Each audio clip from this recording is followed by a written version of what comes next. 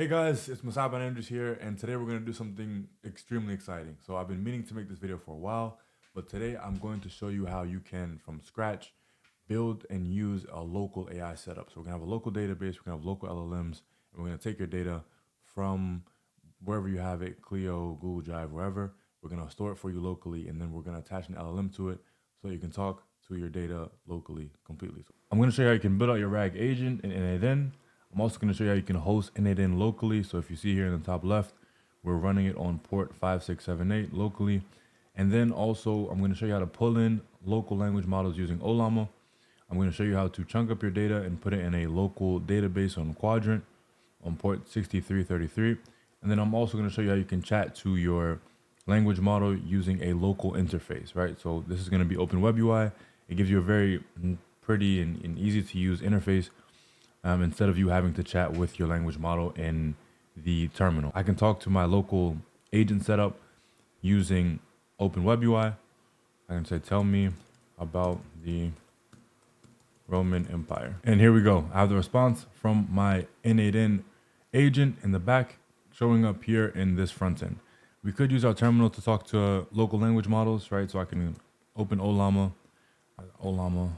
list.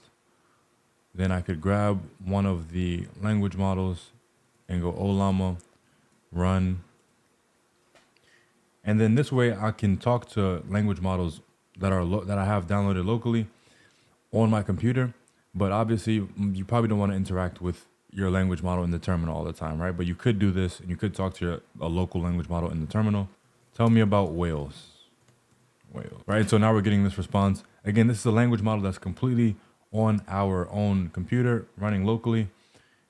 But with the setup that we're going to go and build out today, you're not just going to have the ability to be able to chat with your language models in the terminal, but you're actually going to get the ability to chat with them in a very simple interface.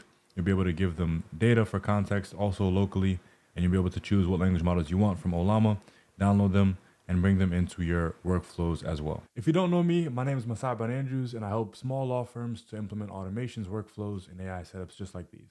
So let's get into it.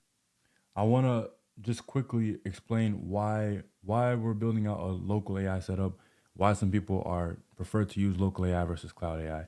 Essentially, we have cloud AI. So you ask a question to the chatbot you're using. That chatbot actually lives in the cloud. Then it's processed here, it comes back to you, and then you get your answer here, right? With a local AI setup, everything lives on your own computer. So what happens on a local setup is your AI lives just on your computers. The entire interaction stays within this sort of silo. The user's here, the user sends off a question to the AI responds here, right? It's all happening here locally instead of happening in the cloud. There's no cloud interaction here. So this is an interaction that could be run completely without Wi-Fi if you wanted to. You could run it without Wi-Fi. So that's the difference essentially between a cloud setup and a local setup. And this is why some people opt for local setups. Okay, so a few things that we're going to need in order for you to get started. You're going to want to have GitHub Desktop downloaded. You're going to want to have Docker Desktop downloaded. And you are going to want to have also some code editor. Doesn't really matter if it's VS Code or not. You can use VS Code. I'm going to use VS Code. You can use whatever your code editor is.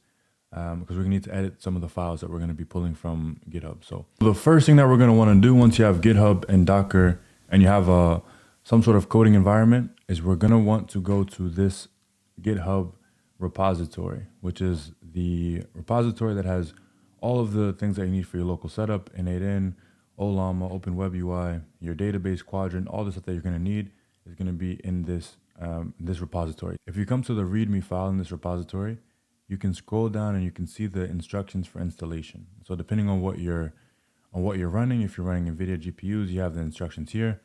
If you are using a Mac, then you have your instructions here, and then everyone else has their instructions here. What you're going to do is you're going to want to copy the clone command. We're going to open our terminal, and then we're going to paste that clone command in our terminal. So I've already cloned it, but if you've yet to clone it, then you'll want to clone it. Okay, so once you have cloned that repository, you're going to want to change directory into the AI agents masterclass directory. And then we're also going to want to change directory into the, let's find it. local AI package. So cd local dash AI dash package. And then you can use, if you're using VS Code like I am, then you can just type in code dot and you can open your editor. So you can open your editor, you can see all the values in here.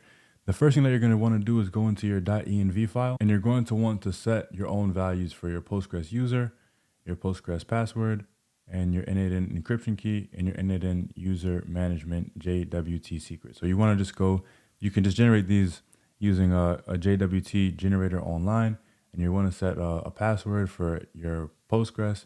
For your innate-in encryption key, you're going to want to set a value as well. And then for your JWT secret, you're going to want to go and set a value for that as well. These can be whatever you want.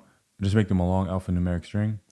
Once you've done that, we can actually run this repository. So what you're going to do is come to the last line of whichever section you're using. So NVIDIA GPU, whatever it is, NVIDIA GPU, Mac, or if you're using the everyone else section, you're just going to grab the last command, which is the docker compose command. We're going to copy that.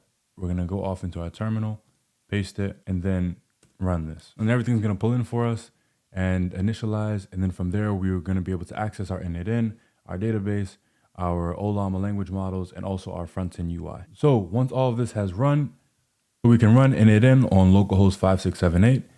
We can check our database quadrant on localhost 6333 and then dashboard. And then we have localhost 3000 for our open WebUI, and then localhost 11434 for Ollama as well. So we have Ollama running, we have open WebUI, we have our database here, and then we have our innate-in locally running on our own computer as well. We have everything running locally, innate-in, we have our database, we have all our stuff running locally. We have to find a way for our Docker container to be able to access the files on our computer, right, which are going to be living out here. So these are files, basically. And we need to get these files into our Docker container because this is where all our local AI stuff is. So all our AI is in here. And this is operating within a container that is separate from the files on our computer. So what we need to do is we need to have some sort of way for this Docker container to access the files that are on our computer. And the way that we're going to do that is by having a file within the same directory as all of our other AI stuff. And that file is going to be where we're going to put our documents that we want to include for RAG. So it's all going to make sense in a second. So what we can do is we can open up our terminal. We can cd into AI agents masterclass again. Then we can cd into local AI package. And then we can go to code dot. We're going to want to open up our Docker compose file. And what we're going to want to do is add a couple of values here to the innate-in section. These values are going to be the values that allow us to bring our files from our computer into our Docker container, right? So if we come down here to the innate-in import section, you're just going to want to add this line here, right? It's a dash. Make sure it's on the same line as the dash above it. And then it's dot period / local underscore files colon / data / local underscore files. And on the left, this is just saying that we are going to create a folder called local files that's going to live in the same directory. So if you can see here, I already have this folder created here, but I'll show you how to create it in a second. But this folder is living in the same directory as our innate-in folder, as all of our local AI stuff. And what it's saying is that when we reference / data local files, local underscore files within innate-in, we're going to be checking the files that are within this folder here, basically. And so we want to have this in the innate-in import section, and we also want to have it below in this innate-in service section. So where it says innate-in here, we want to come down into volumes, and we want to make sure we have this local underscore files, data local underscore files. So make sure that's in there in your Docker compose file. And then you're going to want to go into the actual file itself. So let's find local AI packaged, and you're going to want to create this folder here and call it local underscore files. So just go in, create a new folder and call it local underscore files. Obviously I have mine already here, but you're going to want to create that folder right here in this directory. And this is where we're going to put all of our Clio files. so that we can access them for RAG on our local setup. Okay, so now for the actual local RAG pipeline itself, which is this bottom section of the workflow here, what we're going to want to do is use a local file trigger, right? So if you come here and you search for a local file, you'll be able to find a local file trigger, and we're going to want to select on changes involving a specific folder. That's going to be this first node here. And the folder to watch is going to be /data/local_files, which is exactly what we just put in our Docker compose file. It's just saying, watch that local files folder. If anything is added to it, let us know, right? And trigger this workflow. And then from here, we're just looping over all the items that are returned from that poll. So basically, whenever any new files are added to that folder, we're getting all of them and we're going through one by one. We're setting an ID for that file, which is going to be the path to the file, which is just going to be the map basically that says where that file lives. And then we're cleaning that up a bit so that we can also store the file type. So if it's a .pdf, we want to have that. If it's a JPEG, we want to have that information. So we want to be able to store the type of the file. And then we're also storing the title of the file. So we are, again, using a little bit of JavaScript here just to clean up the path. So for example, if I take this here, here's a value for a PDF file. If I loop over this, and then I come to the ID section, we can see here that the path is the entire path to the file, right? Including the file type and the name of the file, everything. Then the file type is just going to give us this PDF value. And then the file title is just going to give us the title of the file. So these are the three values that we're storing in this set file ID step. Then moving from there, from here, we want to be able to read this file from a disk. So what we're going to do once we set these values is we're going to use the path to actually get the contents of this file here, right? Because we have access to that local files folder, we can actually download that file into our local setup. And then because it's a PDF, we're then going to use an extract step where we're going to extract all the text from that PDF. And from there, we're going to upload it into our quadrant vector store. And again, we're just going to be watching this file for any changes made to it. And every single time a file is uploaded to that local file folder that we've created, then we're going to be adding that to our vector store so that we can then talk to our agent about those files that are in our local files folder. And then for the agent setup, it's fairly simple. We have a chat message received. So again, if you come into triggers and you look for chat, we're using a chat trigger and we're using a webhook trigger. The webhook trigger is what we're going to use, where we're going to connect into Open WebUI. And what we have to do, because we have these two different, essentially disparate sources of input, we have to make sure that we're mapping them to be the same value when they go into the agent. So basically, we need to make sure that whether we're receiving a chat input of me talking to the agent here, or if we're receiving a chat input from our front end, which is going to be Open WebUI, we need to make sure that this process is the same way. And so that's what this step does. It essentially flattens everything out and sets everything to this variable chat input and session ID, where on the left, we're accounting for normal chat inputs. On the right, we're accounting for chat inputs that are coming from the front end Open WebUI. Then we have the agent itself. Obviously, you could go in, you could write a system message, you could customize the agent some more if you wanted to. We have our Ollama chat, our chat model here in Ollama, where what you're gonna have to do for the credential is open this up and just set the base URL to this value here. Make sure it's HTTP and not HTTPS. So http://host.docker.internal on port 11434 for Ollama. That will connect your Ollama account. And then we're going to be using Llama 3.1 as our Ollama model in here in terms of the agent. And then for our embeddings, we're going to be using Nomic Embed Text Latest. And so you're probably wondering now, well, how do I download those models? Go to ollama.com.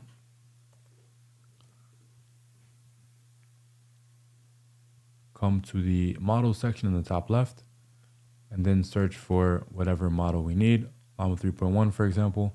And then you can just copy the command here and copy and paste that into your terminal.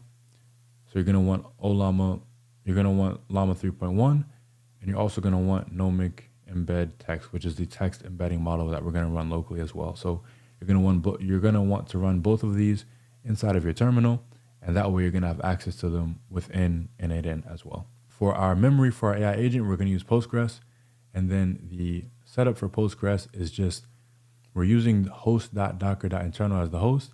And then if you remember from earlier on, when we set our credentials, the values for our credentials in our .environment file, we're just using those exact same variables that we set in this Postgres credential. So whatever you set for database is going to be database. Whatever you set for user is going to be user. Your password is going to be the password. And then the port is already set to 5432. That will establish your Postgres connection. And then coming over to Quadrant, what you're going to want for your Quadrant account is the URL is going to be, again, HTTP, not HTTPS, and then host.docker.internal on port 6333. Your API key here should just be whatever password you set for your n8n account, your local n8n account. That should get you set up, and then that will be your Quadrant credential. So that's all of the credentials that you'll need. And then from here, you'll have the agent essentially set up. We can chat with it in the interface. Tell me about John Doe. And then we have this information about John Doe, who is the example client that we're using from Clio, who we have his data, again, locally on our own computer. And we have information about John Doe and his will coming out here, right? So we can talk to our agent here within n8n, but we're also going to be able to connect it to a chat interface using this webhook here. We're going to connect it to Open WebUI also. Okay, and so now to round this out, I'm going to download a few files from Clio. I'm going to upload them to my local files file, and then that way they're going to end up in my Quadrant vector store. And then from there, I will add a webhook to this AI agent and then connect it to a front-end interface so we can interact with something that looks a lot cleaner than just the regular chat interface in n8n. So we are in John Doe's matter. We're just going to grab the last couple of files, and we can now drag and drop those files into our local files folder. And last will and testament, I believe, is this one. So we have those 4 files, dropped it down to our local files folder. If we come back and we open up n8n again, we should be able to see those executions going off. And so we can see here, those 3 executions went off, and we have all of those files getting chunked up and uploaded into our database. So if we come into Quadrant now, and we come into our documents, we can see before we had 10 points, now we have 38 points. These are just different sections of documents that we have incorporated into our database now. So we have all of our files in here. What we're going to do now is we're going to connect our agent to Open WebUI. So we can come to localhost 3000. We can enter an email here. You can enter a password also, and then we can sign into Open WebUI and get started with connecting this to our n8n agent in the backend. Once we come to localhost 3000 and you are signed in with an email and a password, you're going to see a screen that looks something like this, where you'll have your Ollama models available to you here that you can chat with in the interface that looks like sort of a ChatGPT type of interface. What we want to do now is we want to be able to connect this interface to our AI agent in n8n. And so in order to do that, we're going to be using a function that was built out specifically to connect n8n to Open WebUI. And we are going to import that function into our Open WebUI instance. So I'm going to leave this link for you guys as well, but it's just this function here. It's called the n8n pipe, and you're just going to click get. I've already done this, but you're going to click get, and you're going to import this into WebUI. And then from here, once that's imported, you'll be able to see n8n pipe here and as a model that you can select essentially. In order to set up your n8n pipe to actually connect to your n8n backend, what you want to do is come to the top right where you see your initials. You're going to want to go to the admin panel, come into functions, and then this n8n pipe, you're going to go into valves, and then you are going to set up your n8n URL. So the URL is going to be n8n on port 5678, and then whatever your webhook URL is in n8n is going to come after that. And then bearer token, that stuff is for if you wanted to include some security, then you can include that as well. And so I'm just going to go back and make sure that this URL is matching the URL that I have in n8n for my webhook. First, what I'm going to do is actually grab a webhook and call this local legal rag change the HTTP method to post, connect this to my AI agent, and then add a webhook response, which is going to respond to the webhook. Then I want to make sure that I grab the end of this, so webhook local legal rag, and we're going to come over here and we're going to copy and paste that here so that we're hitting the correct webhook. From here, we should be able to save this. And then a couple of other things to make sure that our webhook actually works. So make sure that our webhook, instead of responding immediately, we want to respond using the respond to webhook node. And once we have that set up, we should be able to save this and then come into Open WebUI, start a chat, and then ask about John Doe's will. And there we go. We have the final response from our agent in N8N now appearing here in Open WebUI. So thank you guys for watching. I hope you guys enjoyed that. That's a completely local AI setup with database, with local language models, and with even a front-end interface so that can look pretty nice for you to interact with. If you are a smaller law firm and you're looking to build out different AI setups or automations, workflows, whatever you're trying to build out, and you do want help with that, there is a link in the description you can click on to book a call, and we can see if I can help you out if you want to. And that's pretty much it. Thanks for watching, and I hope you guys have an amazing day.